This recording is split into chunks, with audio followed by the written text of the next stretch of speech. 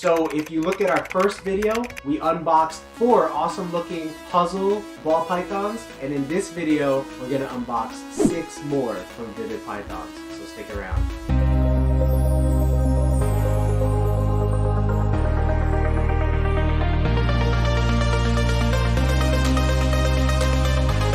I'm just gonna have Greg show them to you right away.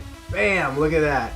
Isn't that amazing coloration that you can see right there? All right, so let's talk about these 2 guys. These are 2 visual puzzles. It is a recessive project. It has these very characteristic, I call them muscle markings. It looks like somebody going like this. It looks like literally someone flexing. Let's see if we could find the muscle patterning on this. I find a single flex there. Here's a couple small flexes, very clean belly. But she's also super pastel. It brightens the snake up a lot, but you can really see those little baby muscle markings there. It's a very characteristic trait of the puzzle gene. I think this gene is so accurately named because when you look on the snake, it literally looks like pieces of a puzzle fitting into each other. It's really, really cool. There's so much terrain yet to be explored with these guys and so much genetic possibility. Again, you can see a single muscle flex right there. Another single muscle flex right there. Oh, yeah, double, and another double right there. So this one is a single copy of the pastel gene. He's in shed too, that's why he's looking a little darker. So usually the puzzle gene is a pretty bright colored gene. This has 2 copies of the pastel in it, but you can see there's a huge difference in brightness there. And one of the reasons is because this one is going to shed. Essentially, the puzzle gene creates these very cryptic looking, puzzle piece looking patterns. I call them little muscle patterns on the snake. And the pastel gene brightens everything up. This is 2 copies of the pastel gene, 1 copy of the pastel gene, and this guy is in shed. So this is our male, and this is a female. Female won't be ready to breed till next year. The male is going to be ready soon. So you can really see the patterning of the belly there and what the belly looks like on these guys. And we'll kind of just roll some footage of the overall pattern and everything here. As we stretch this guy out, you can really see all the muscle patterns on him. He's just got a bunch of muscle patterns. Maybe they should call this the Schwarzenegger gene or something. Or the Mr. Olympian. What's the Olympian guy with the globe? Yeah, Mr. Olympian gene. It's crazy. My eyes really gravitated towards the pattern of the puzzle. Now I'm gonna show her a little bit. So let's stretch her out and let's see if we can kind of see her overall pattern. So again, this is a super pastel, 2 copies of the pastel puzzle. So puzzle is recessive, meaning you need 2 copies for it to alter the pattern of the snake. It is a pattern altering gene, but what happens with the puzzle gene also, in a lot of instances, it's naturally a little bit brighter of a gene than most normals or most other mutations, just naturally. So when you combine that with other brightening genes like orange dream, yellow belly, fire, pastel, you just create some awesome combos. Greg, if you could get a close shot of the neck, it almost looks like zebra or giraffe patterning there. So again, it really takes those traditional alien heads that are on a ball python and it really just jumbles up the pattern just like a puzzle. I mean, if you look on the back, let's see if we could show the back. You can see it looks just like puzzle pieces. Like as you work your way down the spine of the animal, you can really see how puzzle-like this pattern is. And if you look at the head, you know, the bandings around the neck, a lot of times right here, the bandings around the neck are connected, but you can see it's very disconnected. It has an arrow head type head stamp, as they call it, and it's just a really cool overall effect. Okay, so these are the next 2 girls that we're going to talk about here. If you take a look, there's some pretty big snakes. These guys are ready to breed and we are excited about that this year. Genetically, they are super pastel, so carrying 2 copies of the pastel gene, and they are both 100% het for puzzle. So they are not visual puzzles, but they are 100% het for puzzle. And therefore, when we take our puzzle male and breed him to these het puzzle females, then 50% of the babies should come out puzzle. So just taking a quick look at these guys, Pastel is a very bright coloration gene. It really enhances the yellows in the snake and just the overall saturation and tone. You can see if you look at the bellies, very clean. They're about 1,600 and 1,800 grams. And if you look at the head stamp again, I have to look up to see if that's characteristic of the pastel. I didn't believe that it was, but remember we talked about markers? There's a chance that the puzzle gene that's in her, the one copy of the puzzle gene, remember you need 2 to be visually displaying the actual puzzle mutation, but if you have 1 copy, sometimes it can create little markers like that, you know, that little head stamp right there, just to make it look different slightly. And to like more trained eyes, they can be able to tell that something could potentially be going on there genetically. So you never know officially until you breed it out. But this girl was produced from a puzzle parent, so we know without a doubt that she is 100% het puzzle. And we're gonna take a look at her bigger sister here, and you can see that same really nice bright yellow, some orange saturation in there. If you look at the head, you could see that it's potentially the puzzle gene that is messing with the variation of head stamp and head pattern on these guys. Again, it's not a guarantee. You can't just take a snake that has a weird head pattern and be like, oh, I know for sure that this is het.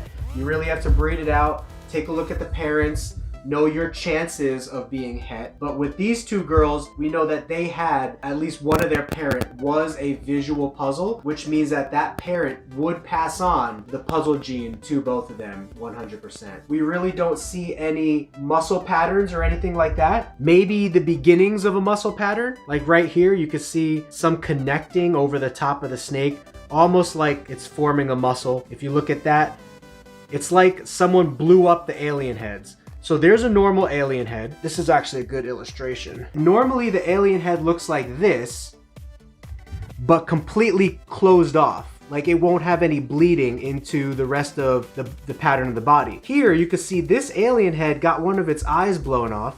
Its mouth is dripping into its belly. Its eye is dripping into the top of its dorsal area there. This is completely blown up. These are kind of more normal alien head looking patterns. But you can see that that puzzle gene that is inside of the snake is really beginning to have an overall effect of the appearance of the snake. So you can kind of just see some more crypticness, some more like puzzle piece like patterns and breakups of the pattern that are happening on these 2 snakes. Could some of that be because of the pastel gene as well? That's a good question. So to my knowledge, the pastel gene does not mess with the pattern, only the color saturation. So I'll have to do a little bit more research to see if the pastel gene can actually break up the pattern. That's a very good question because we've noticed a lot of these puzzle snakes, most of them have the pastel gene worked in there, and a lot of them have arrowhead-like head stamps, or their head stamps are not normal. They're kind of pulled back a little bit. The pattern of the head stamps are kind of reduced, which is common with like the clown gene, which is a recessive morph, and puzzle is a recessive morph. So it's possible that puzzle is really messing with the overall head pattern of the snake as well. So we will definitely do a full diagnosis of the answer to that question and kind of, you know, give you guys more of an update as time goes on as well. So we're gonna put these 2 girls away and we're gonna grab our last 2 puzzle snakes that we're gonna show you guys. And again, who are these snakes from again? So again, one more time, gotta give them credit. These snakes are from Big Al over at Vivid Pythons on the East Coast. So you can check them out on Instagram and Facebook, Vivid Pythons.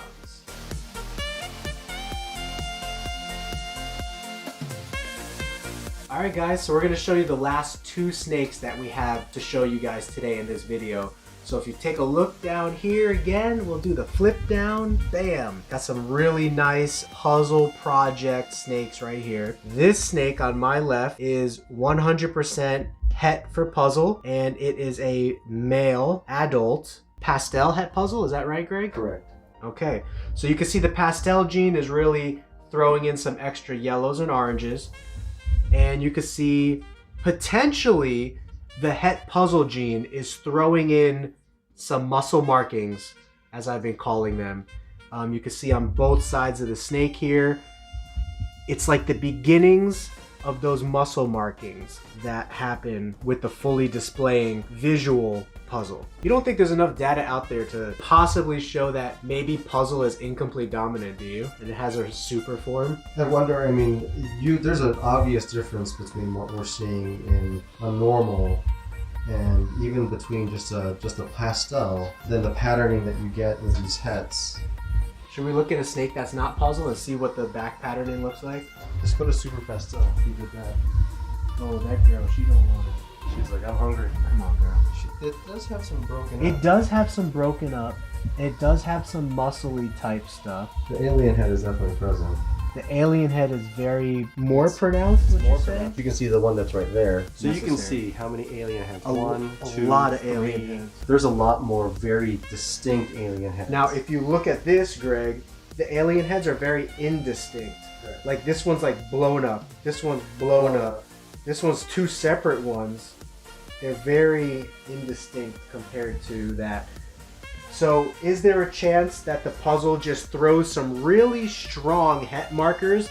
Yes. Is there a chance that maybe it's incomplete dominant and has a super form? Maybe. I don't know. Maybe I'm crazy for thinking that, but it definitely appears that the single copy version does have some kind of minor alteration to the pattern, if anything. Head stamp, again, so this is a great point. The head stamp, often coined head stamp with ball pythons, is the dark patch of shading that is on the snake's head. In most instances, this black is connected 100% of the time to the head stamp.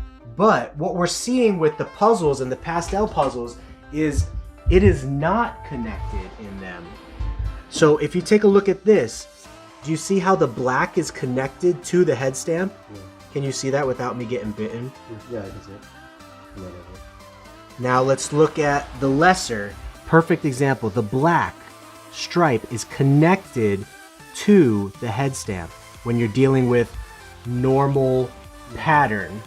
Yeah, non-puzzle pattern. All right, so let's take a look at this lesser pastel male.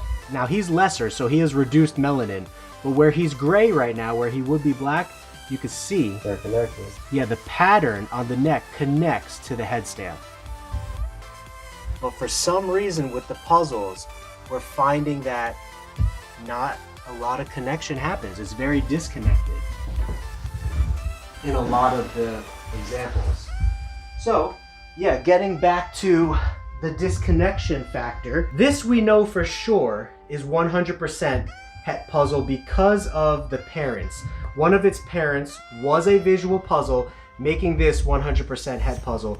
And look what happens. Those white markings, they broke that band. They just broke it, connecting to the head. Let's take a look at this little baby, because this is going to be the overall crux of everything we've been talking about. This one was sold to us as a possible het pastel puzzle. Possible het puzzle, super pastel. Let's take a look at her head stamp and let's see if she has the same type of broken neck head stamp as this one. And that might be an indicator that she actually will prove out to be puzzle one day. I'm beginning to see it, Greg. Now, the owner did tell us that she has some markers on her that really do look puzzle-like. And just like a true ball python, she is staying in a ball. But we'll kind of coax her a little bit here. Let's see if we could tickle her out naturally so that I don't have to like kind of pull on her as much. But there's a perfect shot. You can see the head stamp, that neck stripe is broken right there. Do you see that, Greg? Yeah.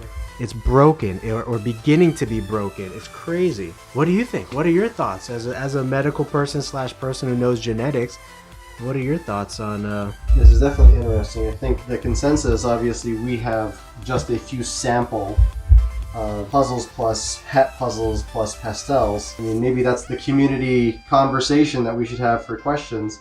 Is that if you have a puzzle, do you notice that if they're het puzzles that they still have that specific marking change, that broken neck marking / arrowhead that we're seeing specifically? You know, great shot of it there. We've had multiple videos now of having their headshot that specifically shows that disruption in pattern.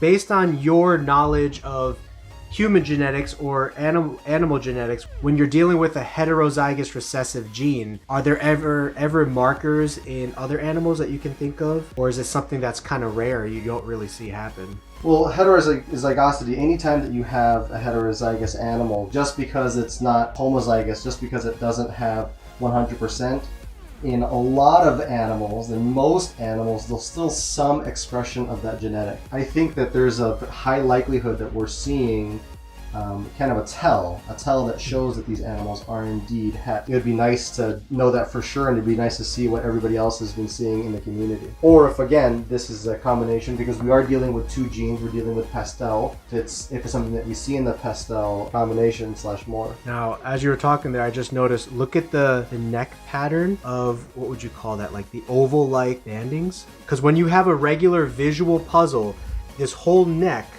is kind of like a giraffe, you know, like it's kind of broken up like a giraffe or zebra a little bit. And that's kind of, if you look at the neck of this one right here, that's kind of what's happening with this het. So yeah, if you want, it does get broken up. Yeah, let's pull out a visual, because we have two hets here, so we could pull out a visual. You can really see that pattern, that breaking up at the head, and then that giraffe-like appearance really starts showing up. And this is a het in my left hand. This is a visual in my right hand. And this is a possible het, but when you start looking at her neck pattern there, she kind of has a very similar... Yeah, right on top. There you go. It's all broken up. Yeah, same thing with this one, right? You can see broken. And so the het version, the striping is a little bit more connected, but when you look at the actual visual puzzle, it looks like puzzle pieces. It looks like puzzle pieces. It's blown up like a giraffe. Pretty cool. And the pastel gene just really makes it look even more like a giraffe, huh? Alright guys, well that is it. I hope that did not disappoint. This is the conclusion of video number 2. Today is January 6, 2021. As of today, we unboxed 10 new puzzle snakes that we are adding to our project here. In the next couple of weeks, we still have another 4 to unbox, and we will bring you another video to show you those other 4 that are related to the puzzle project. So thank you guys once again. Appreciate your support. Let me know below if you have any questions. Also, feel free to message me on Facebook or Instagram. Have a Geeky Gecko great day.